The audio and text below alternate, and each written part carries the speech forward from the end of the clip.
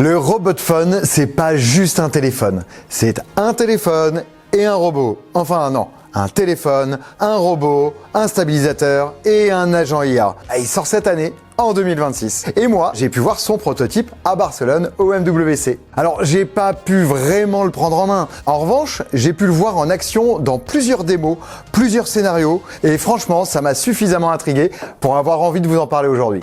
Au premier regard, ça ressemble presque à un smartphone normal. Bon, il est un peu plus épais évidemment, faut bien caser la petite folie mécanique quelque part. Mais ça reste étonnamment discret. Et puis, dès qu'on passe la main devant, là, le spectacle commence. Hop! Le bras mécanique se déploie et il fait apparaître une caméra de 200 mégapixels montée sur une nacelle stabilisée. Et là, on comprend qu'on n'est plus juste devant un téléphone.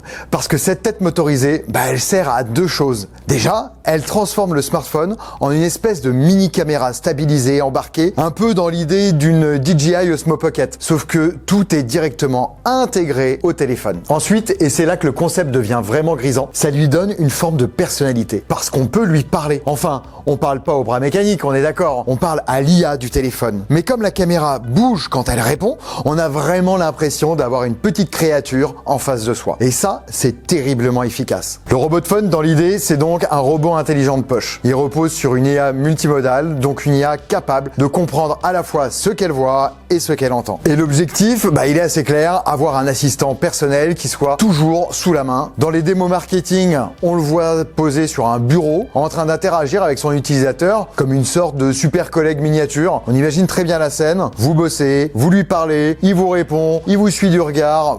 Bref, comme quelqu'un assis dans la même pièce que vous. Sur le papier, c'est plus simple, plus direct et surtout beaucoup plus fun que taper un prompt dans Gemini ou Perplexity. Et sa compréhension de l'environnement, elle sert aussi à autre chose de beaucoup plus concret, le suivi automatique du sujet. Le bras caméra peut suivre une personne ou un objet en mouvement. Vous posez le téléphone, vous bougez et lui s'occupe de vous garder dans le cadre. Et ça, pour la création de contenu, pour du vlog, pour des vidéos face cam, pour du live, forcément, c'est hyper séduisant. Parce qu'au fond, le rêve vendu ici, c'est ça. Nous donner un mini cadreur robotisé de poche. Et là-dessus, Honor ajoute un autre gros argument, la stabilisation. Parce que l'objectif, il est embarqué dans une nacelle qui elle-même est stabilisée sur 3 axes. Autrement dit, on n'est pas juste sur une stabilisation logicielle classique ou un petit correctif optique planqué dans un module photo. Non, là, on parle d'une vraie approche gimbal, intégrée directement dans le téléphone. Honor explique d'ailleurs avoir développé pour ça le plus petit micro-moteur au monde, avec une taille équivalente au tiers d'une pièce de 1 euro. C'est très petit.